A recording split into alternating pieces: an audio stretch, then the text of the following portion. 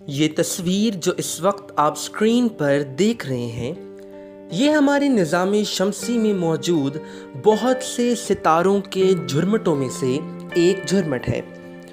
ستارے کے ایسے جھرمٹ جن میں ستاروں کو لکیروں سے ملا کر کوئی شکل بنائی جا سکتی ہو، کانسٹیلیشنز کہلاتے ہیں۔ یہ سامنے نظر آنے والا ہنس کی شکل کا جھرمٹ سائگنس کہلاتا ہے، جو کم و بیش 8 ستاروں سے مل کر بنا ہے۔ بظاہر یہ سبھی ستارے بہت چمکدار ہیں، مگر انہی میں سے ایک ستارہ ایک بھوکے اندھیرے گڑھے کی قید میں ہے جو اسے آہستہ آہستہ کھا رہا ہے۔ یہ اندھیرا گڑھا کیا ہے اور ہمیں کیسے ملا؟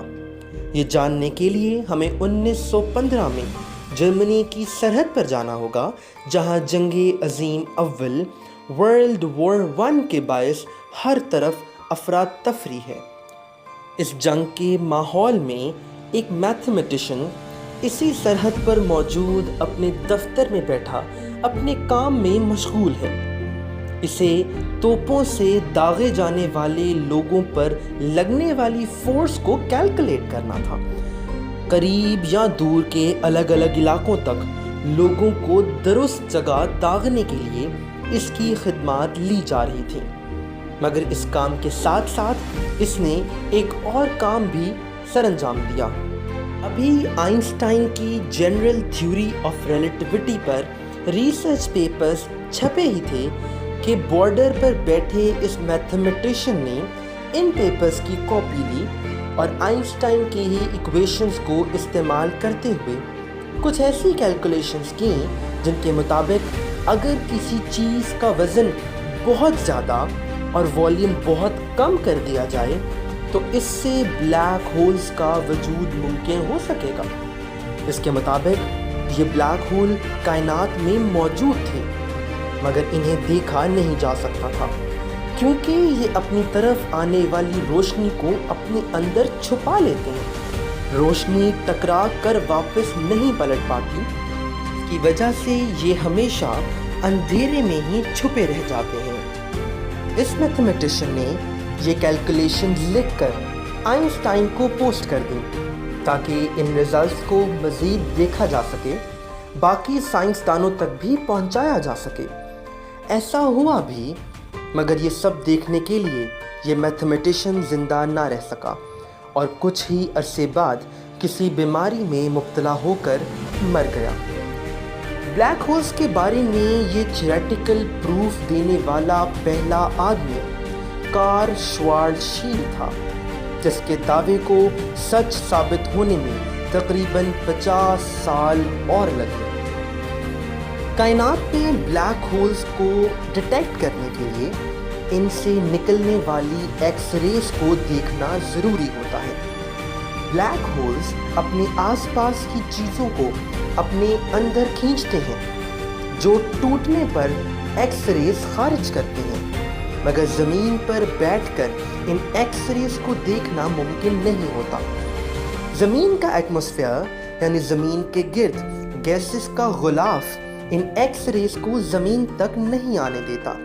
اس مسئلے کو حل کرنے کے لیے اسپیس میں گیگر مولر کاؤنٹر سے لیسز راکٹس بھیجے گئے جو ایکس ریز کو ڈیٹیکٹ کرنے کی صلاحیت رکھتے تھے اور ان سے ملنے والے سگنلز کو زمین پر ناسا کے آلات تک ٹرانسفر کرتے تھے۔ یاد رہے کہ ایکس ریز گرم اور ہائی انرجی والی چیزوں سے خارج ہوتی ہیں۔ 1970 میں انگلینڈ کی دی رائل آبزرویٹری میں کام کرتے ہوئے پال مرڈن نے انہی ایکس رے سگنلز کی مدد سے بلیک ہولز کو ڈھونڈنے کی شروعات کی۔ انہوں نے دیکھا کہ کانسٹیلیشن سائگنس کا ایک ستارہ ہر کچھ دن بعد ایک الگ رنگ کا نظر آتا ہے۔ 2 سے 3 دن ستارے کی روشنی نیلی ہوتی ہے، جس کا مطلب ہے کہ ستارہ زمین کی طرف آگے کو بڑھ رہا ہے، اور پھر تیسرے سے تقریباً 6 دن تک اس کی روشنی لال ہو جاتی ہے جو اس بات کا اشارہ ہے کہ ستارہ زمین سے دور جا رہا ہے۔ پال مرڈن کے خیال میں یہ ستارہ درمیان میں موجود کسی نہ نظر آنے والے محور کا چکر لگا رہا تھا، بالکل اسی طرح جس طرح زمین سورج کا اور چاند زمین کا چکر لگاتا ہے۔ مگر جس بات نے انہیں حیران کیا وہ یہ تھی کہ ستارے کا محور تو نظر ہی نہیں آ رہا، بلکہ اس کی جگہ ہر طرف ایکس رے کے ہونے کا سگنل آ رہا ہے۔ ایکس ریز اور نہ نظر آنے والا آبجیکٹ، یہ خصوصیات تو بلیک ہول کی ہونی چاہیے۔ مرڈن یہ بات جان گئے، مگر اس بات کو ثابت کرنے کے لیے ابھی بھی مزید تحقیق کی ضرورت تھی۔ اسپیس میں موجود کسی آبجیکٹ کا ماس معلوم کرنے کے لیے یہ دیکھا جاتا ہے کہ اس کا زمین سے فاصلہ کتنا ہے۔ اس ڈسٹنس کو ایکویشنز میں لگا کر ستاروں کا وزن نکال لیا جاتا ہے۔ اگر کسی ایکس رے سورس کا وزن سورج کے ماس سے 3 گنا زیادہ ہو تو وہ بلیک ہول ہو سکتا ہے، کیونکہ سورج سے 3 گنا زیادہ بھاری ستارے ہی مرنے پر اتنے ڈینس ہو سکتے ہیں کہ بلیک ہول بنا سکیں۔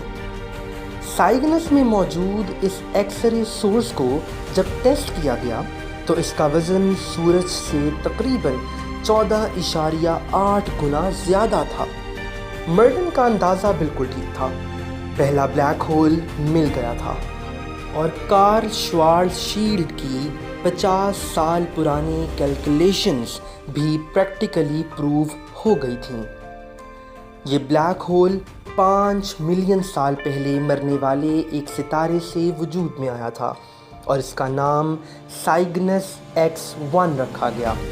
سائگنس اس لیے کیونکہ اس کا تعلق کانسٹلیشن سائگنس سے ہے، X سے مراد ایکس ریز، اور 1 اس لیے کیونکہ یہ انسان کا ڈھونڈا گیا پہلا بلیک ہول تھا۔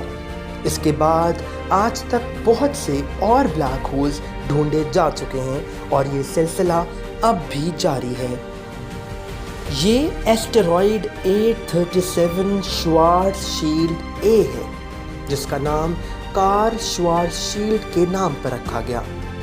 کہتے ہیں کہ آئنسٹائن خود بلیک ہول پر بالکل یقین نہیں رکھتے تھے، مگر انہی کی تھیوری کو استعمال کرتے ہوئے کارل شوارزشیلڈ نے جس سمت میں اشارہ کیا وہاں سے کائنات میں پوشیدہ ان ان گنت نئے جہانوں کے دروازے کھلتے گئے، اور کائنات کی کھوج کا یہ سلسلہ آج تک جاری ہے۔